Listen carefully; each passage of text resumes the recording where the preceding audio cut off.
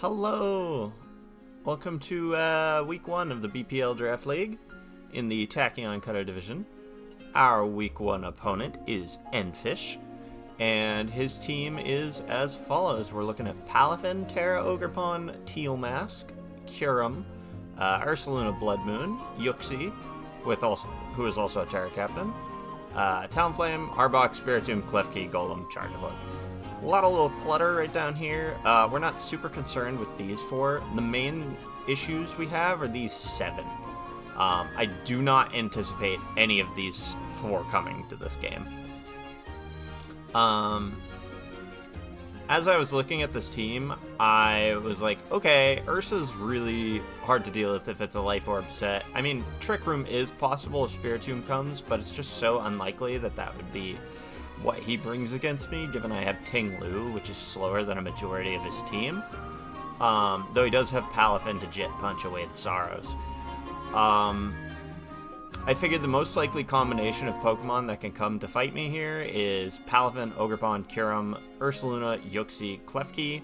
I forget exactly what Terra Yuxi was that I was thinking it was going to be. I was thinking like maybe Poison. Or Steel, but I couldn't remember exactly what it was going to be. It's just like one thing or the other.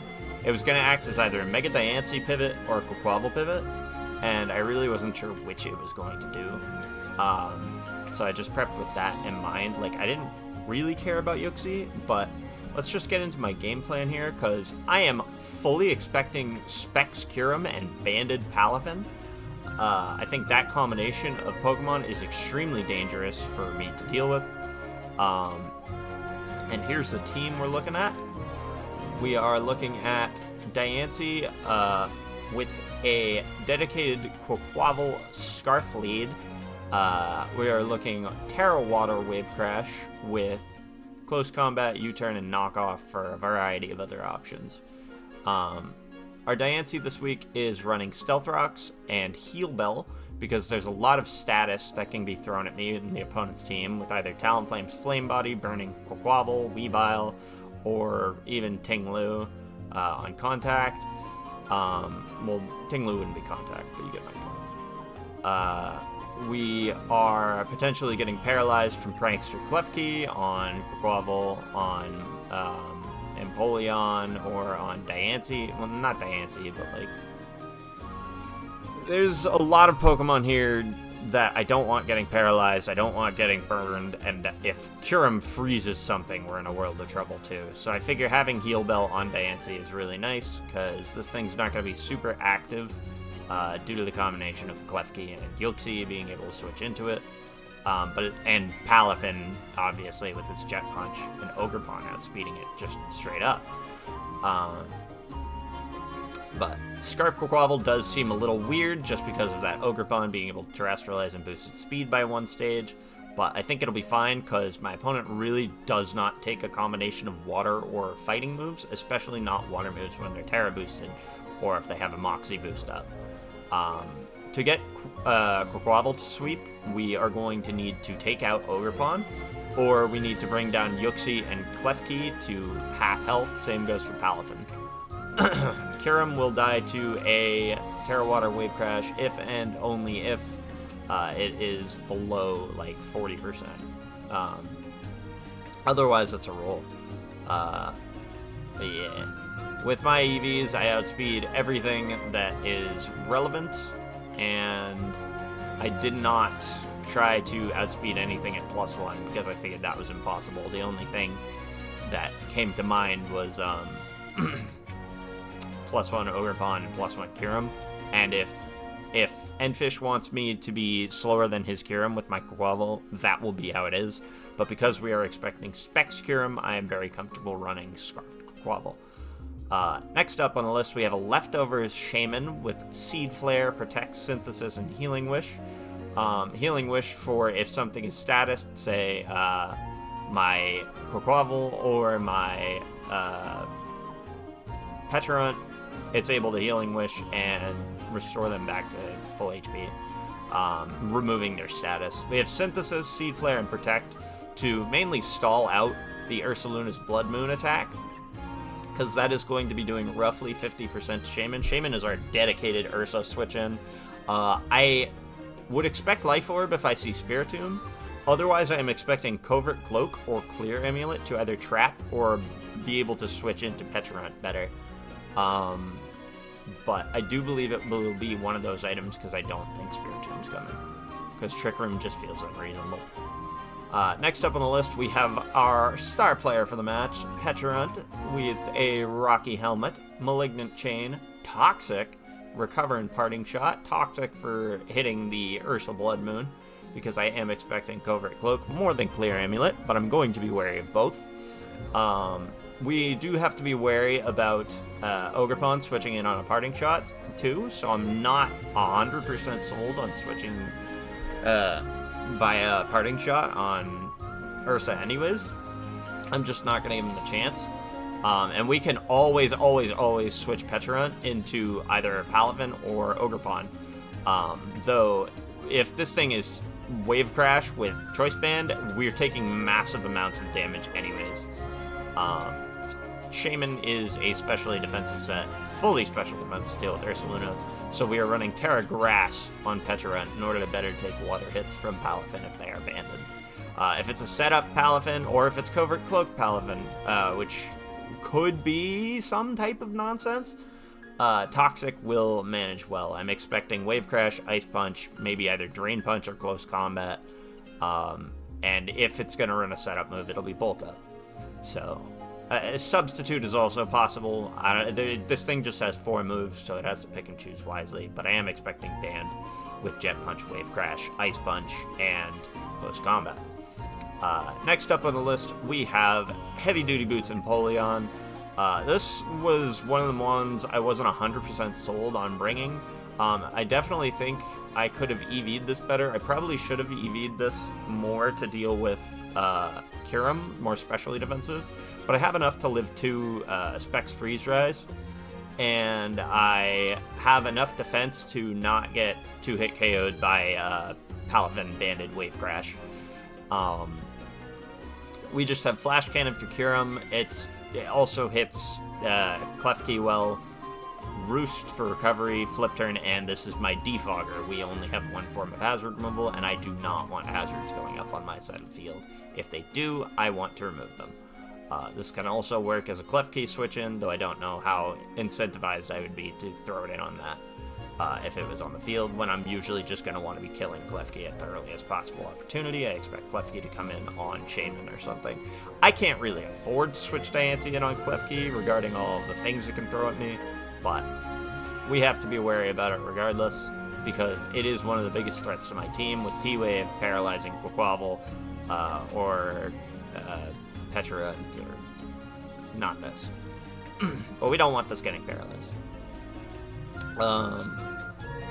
Heavy Duty Boots, just so I don't take Spike's Chip, and am able to switch into 2 Kyurem Freeze Dries. Last on the list, we have specially defensive, basic as hell, Tinglu, with Ruination, Stealth Rock, Earthquake, and Payback. Payback because we're going to be slower than most things, and it's just the hardest hitting dark move that I could think to throw on. I really wanted it for, say, Yuxi, and whatever else came my way.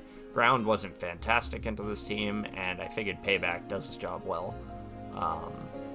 Because, like, Talonflame's not as likely to come, and you don't want Klefki staying in on this thing's Earthquake anyways, unless you have, like, Reflect or Shoko. But even then, you still want it for Diancie in some capacity. Ruination to have health on things, and we want to set Stealth Rock somehow, some way, so the rocks are here. And then, yeah, that's just basic set with leftovers and special defense investment. But yeah, that is our team for week 1. Some other notable things that I may not have specifically mentioned is this is Techno's prep doc that can be used for a variety of different game modes or draft modes. As we can see, Klefki and Talonflame are the only defoggers, so getting a competitive boost would be pretty nice via that, even though the only attacking move we have is Flash Cannon. He doesn't know that, so But yeah, his team is pretty solid. I'm not 100% sold on all of the little mons down here. Arbok, Spiritomb, Golem, Charjabug. I think that could have just been 1 or 2 extra Pokemon, but hey, it's his team. I'm sure he knows what he's doing with it. And yeah, let's get the hunt started. This is what we pretty much expected. I'm expecting Specs Kyurem, like I said before. This is either going to be Light Clay or Sash Klefki or Shuka. Light Clay or Shuka, excuse me. I was thinking Terra Poison or Terra Steel Yoxi, and then this is obviously Terra Grasp. Ogerpon. I have no idea what this Ogerpon is going to be running for an item, so I just have to feel it out. Rocky Helm Pecharunt is always a safe switch in, and then we expect Banded Paladin with Covering Cloak or Clear Amulet or Seliana Blood Moon. So without further ado, let's begin the hunt. So starting off, we got an Ogerpon lead. I am hard switching. I don't want to reveal shit yet. He does not Terra, he U-turns and takes Rocky Helm Chip. Love to see it. Ursalune is always what we expected. We are not parting shotting, going straight into Shaman expecting Blood Moon. It does reveal that it is Covert Cloak or Clear Amulet. It is not Life Orb. We are chilling. We always Synthesis here, regardless of what comes in. I throw in Diancie because I'm figuring either Rocks is coming up or T-Wave or something. If it's Rocks or Knock, I just want to get Diancie in. Here's a little bit of an over-predict. I was expecting a hard switch out into Klefki, or just a U-turn into Klefki, but I also forgot that Yoxi is slower than Mega Diancie. Week 1 type stuff. But yeah, I accidentally ended up over-predicting and allowing Ogerpon to get in. We just go back into Pecharunt every single day of the week. He does decide to Terrestrialize. For the record, the Yuxi's Terra was Fairy, not Steel or Poison. So, we get to get more Rocky Helm Chip with another U-turn. Very, very nice. Kyurem pops in, which this thing is Specs. I'm pretty confident it's Specs. We go into this to take the hit and figure that out. It is Freeze Dry, which sucks, because now I need to switch back out into Empoleon. We do take the hit thanks to Heavy Duty Boots, and we take another one. I probably should have roosted here, but I didn't want to get frozen, and I really wanted the hazards gone. Now here he makes kind of an iffy decision in my opinion. He hard switches into Palafin and allows me to get the roost off. It does get him a free Palafin switch in, but it also gets me a free switch in out of my Empoleon. We go into Diancie to threaten the hell out of Kyurem, because I know he doesn't want to lose this yet, and get our rocks up. He cannot send his rocks up, so I'm just going to get my free damage with Moonblast, because Quaquaval is a win condition. He takes about half health on his thingamajiggy, and we go into Pecharunt again, because why wouldn't we? He switches back out to this. I go for a Recover to get my health back, and then, as per usual, go right back out into Shaman. I have no other plans. He has... The best thing he could do is go into Kyurem. I figure he's going into Kyurem here, so I kind of read it and go into Ting-Lu. It covered going into Klefki as well, which is why I did that. So I'm just like, this is like the safest thing I can do. And we get our chip off, and I think Ting-Lu about did its job. Put it in range of knockoff from Quaquaval. I expected it might have a little HP. This was a roll in my favor. But if he expected Scarf, I still wanted to kill it or take something else's item, right? So we got the kill there. Specs Kyurem is no longer an issue, which is huge. The only thing left on the field that's threatening is Ogerpon and Palafin. We get more Rocky Helm Chip, thankfully, and I am still not fucking with this thing. We are going out. We take this unless it crits. I did a quick calculation here, and I saw that Vacuum Wave would not kill me at this range, so I was comfortable going for a Synthesis instead of revealing my Protect. Ogerpon comes back out, takes some more Stealth Rock Chip. We get our Synthesis off. I assume he also did the calc on Vacuum Wave and didn't want to reveal it yet. Back out into Pecharunt. He is still allowing me to get my Rocky Helm chip off on his U-turns, which I think is just a misplay, and at this point I am fairly convinced that he doesn't have knockoff, but I can't rule it out either. I was expecting Rock Tomb for if I had Moltres, but I did not bring that this game. I had a feeling the Defog was coming here, so I just wanted to get a quick parting shot off, maybe get Diancie in, because I saw that I take a Flash Cannon, actually, although I knew I wouldn't kill with Earth Power. But I am very okay getting this thing off the field, because it means that if I want to get Rocks back up, he cannot stop me. Um, he doubles into Ursa Blood Moon. This doesn't really change anything about what my decision is here. Blood Moon, once again, he's down to 4 uses out of 8. And I'm just going to click Synthesis, always. He understands that and goes for an Earth Power, trying to get a special defense drop. And I am finally going to reveal Protect, because I am not at a comfortable health. And we are going to kill this Yuxi, because I don't want to deal with it. And now that the Yuxi's dead, it's just these 3 left. In comes Palvin. I'm thinking this is finally the banded thing that I've been waiting to switch into all this time. And it is not. It is a bulk up set. I'm like, okay, alright, this might be lefties. We'll see. Let's get a Malignant Chain off. And with that Malignant Chain, I am convinced that it is in fact Covert Cloak.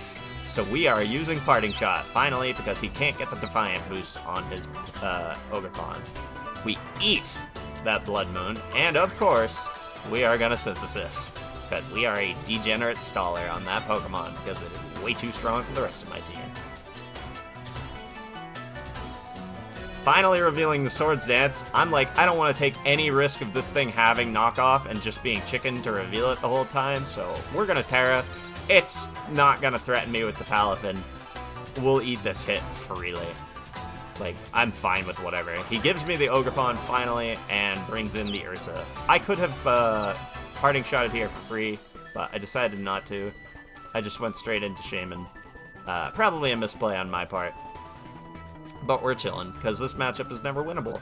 He does get the special defense drop, so I'm going to protect out the Blood Moon. I have not revealed that that is how that interaction works yet. I'm not sure if he knew that or not, but it also gets us more HP.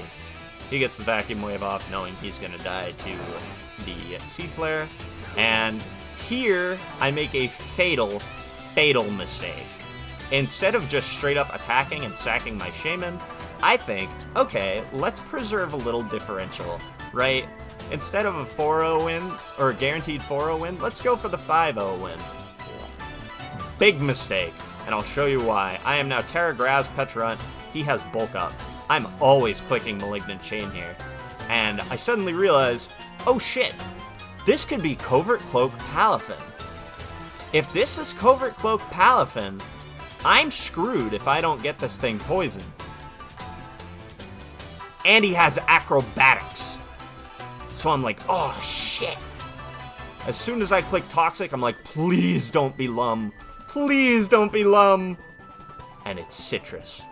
So that will be a guaranteed win con unless his final move is Rest.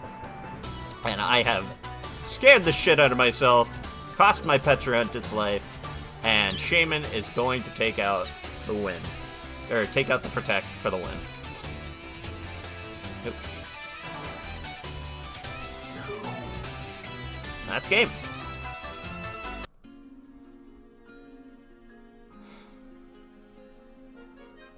So yeah, with that, we have achieved a 4-0 win for our first game of the BPL's 12th season. Nice 4-0 victory. Diancie got 1 kill on Klefki. Shaman got a kill on Ursa Blood Moon and Yuxi. Pecharunt got a kill on Ogerpon and on Palafin with the Toxic and the Malignant Chain. And Quaquaval got a kill on Kyurem. So we are sitting very pretty as of week 1. And yeah. Thank you for watching. And I will see you next week for week 2. I am not sure exactly what day I plan on uploading these. This, as you can see, is recorded on the 5th, which is a Thursday. I do plan on uploading this today. But yeah, what was I gonna say? I don't really remember what I was gonna say. Thanks for watching. This was a long-ass game. We had to play really stally, because this thing and this thing are both monsters. These are just 4 monsters of Pokemon, and I didn't really have a better way to deal with them. I wish Quaquaval got to do a little more, but we never really got to pin down and kill Ogerpon earlier, so it was just best to let it do what it did. Terrestrializing Pecharunt was a mistake, perhaps, considering if this was Lum, I would have actually lost the game on the spot, due to acrobatics killing me on the next turn. If it had been... Yeah, it needed to be Lum in order to win the game, but yeah, if I didn't terrestrialize, I would have been fine, I think, because this probably doesn't have Wave Crash. But yeah, like I've said multiple times already, thank you for watching. I do appreciate it, and I will see you next week for our next match, which I cannot show off yet without spoiling things, because his team has changed a bit as of week 7 of this season. He did make some trades, so I don't have that ready. But it is Neaton. We are getting a rematch from our week 7 opponent of BPL's 11th season and our semifinals of playoffs. He has a different team this time, and I am excited to show it off next week. So yeah, see you then.